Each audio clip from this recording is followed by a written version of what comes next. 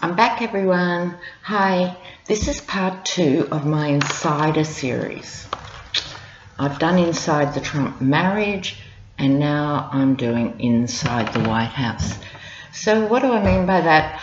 I'm interested in what it's like for people working with a madman and having to do jobs and then have them sabotaged by the tyrant toddler.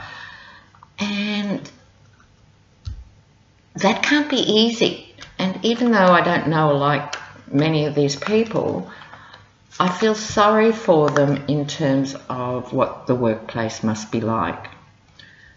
You know, when you're dealing with a man as egotistical and childish and difficult and peculiar in many ways, as peculiar as Donald Trump.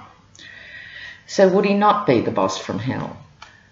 I mean, I can't imagine. So that's why I'm intrigued, and I hope this will be an interesting reading for you on what are things like for those who actually work in the White House, particularly in the West Wing, but it's a bigger place than that. So this is about the atmosphere in the White House.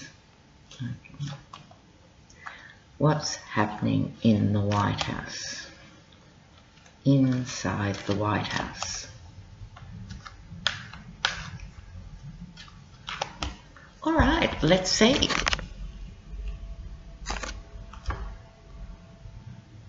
Oh, there's a light strip there. Okay, let's see how it works.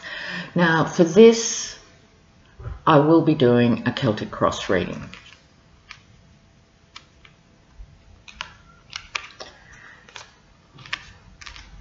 Beginning with these 3 cards. Now, for anyone who's got as far as working in the White House, it's a huge thing, not just in your CV, but in your life. I think it's a mix of people who have some competence. This is quite, oh, my earring flew off. Who have some competence, but there are others who are way out of their depth, and it's a mixed bag. And in somewhere like the closed confines of the White House, you have to trust people, and people aren't trustworthy. So that's a very difficult domain to work in. So in general, the 3 of Wands being commerce and trade, we know that these people are coming from commercial backgrounds and are expected to do political work and work that involves other nations, the boats crossing the ocean. So it's never easy when you've got a job that's above your competence level, and so I think this is the tone that is being set by this reading of the people who are there in the first place. The main issue confronting those in the White House, sorry about this lighting, I'm doing it at a different time of day. The Emperor. So the cards are speaking true, if you like. This is Trump. This is so Trump, the Emperor. So they're not just working for a boss. They're not even just working for the President of the United States. They're working for an emperor, so they know their jobs are on the line every day they go in. They've got all the stress of having to cajole and make him happy when they have an impossible person to work with.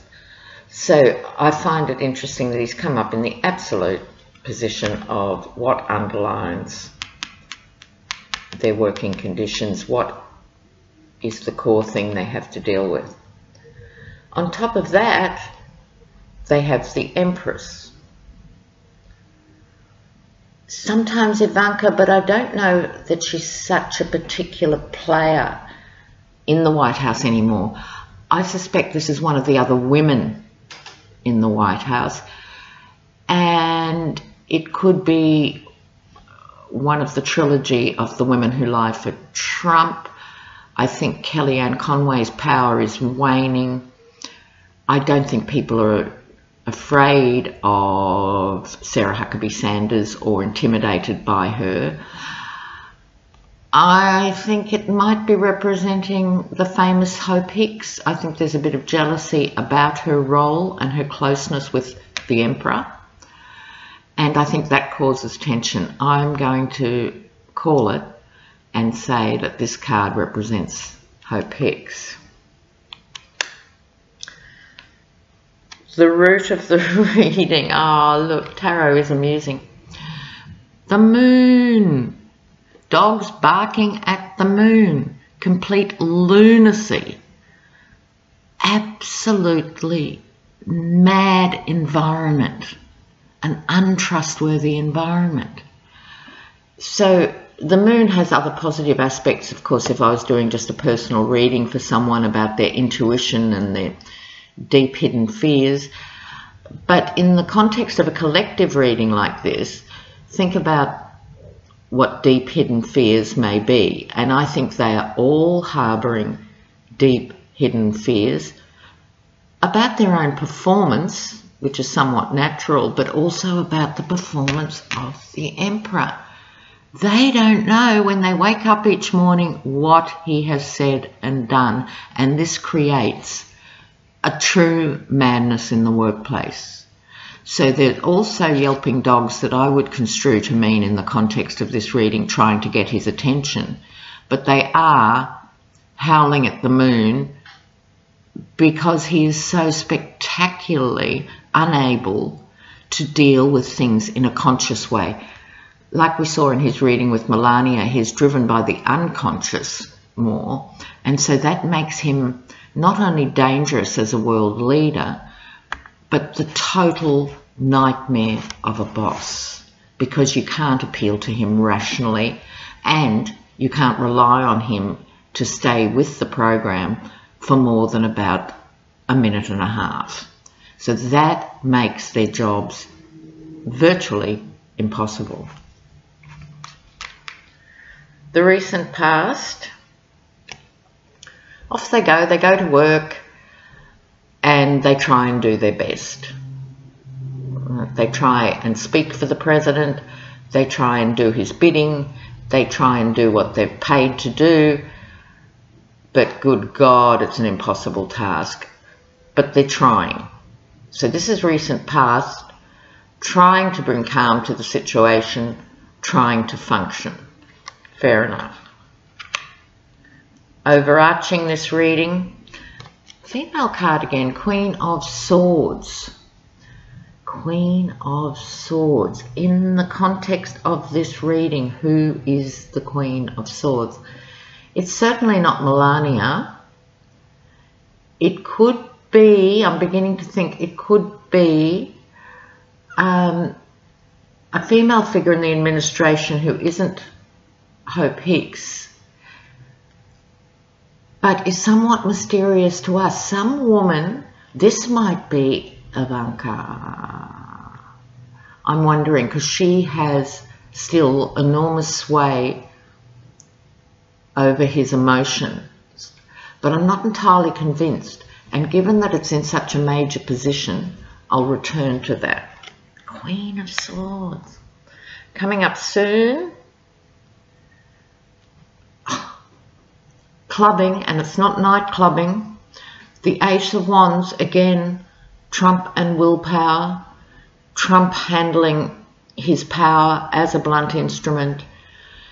It is definitely a card that is bludgeoning its way through, and I think they're all having to do that.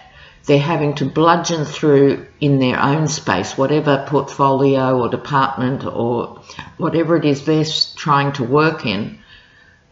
What happens when you're actually living or working with someone who is psychotic or neurotic is it tends to be catching, and so they're going to behave more and more like him.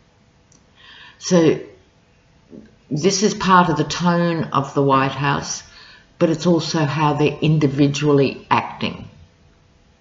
Okay. How do they see themselves and their role? Okay, they see themselves as war horses, if you like.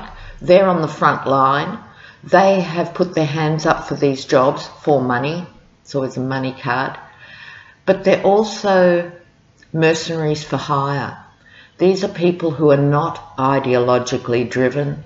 They're not individually passionate Republicans. Some might be, some aren't, some wouldn't know, most don't care. So they are mercenaries in that sense. They've got the job for their own reasons, their own CVs. They want to make their way in the world, and whoever hires them, they're up for it. So that doesn't surprise me, and I think illustrates really well the type of person he has surrounded himself with. And let me tell you, Donald, if you hire mercenaries, you don't buy loyalty. Okay. What's acting against that? Yes, the constant manipulation. So they want to be seen as efficient people because they want jobs after this. But the constant manipulation behind the scenes makes this really hard. They are also individually and collectively the jugglers. So they're trying to keep a positive spin on everything. They're trying to keep the balls in the air.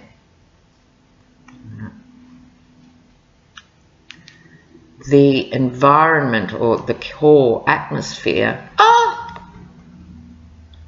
The devil. Oh, okay. I think I've got the Queen of Swords here before I get to the devil, which is more obvious. I think the Queen of Swords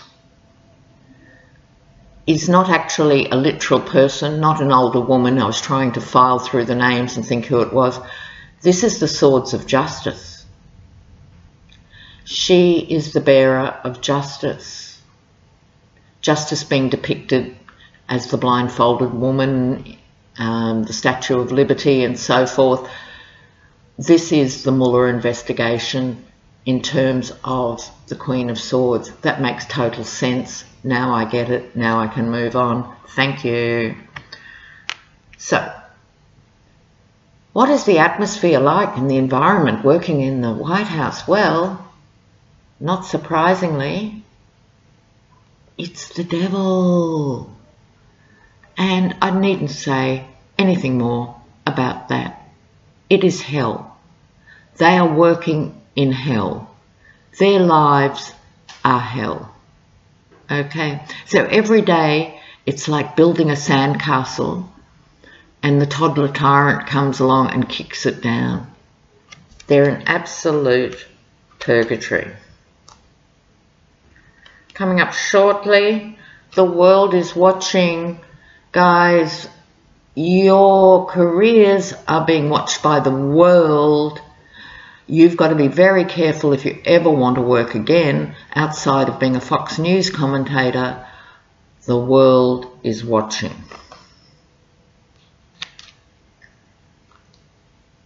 They are his employees, his mouthpiece. They signed up for it, being the mercenaries.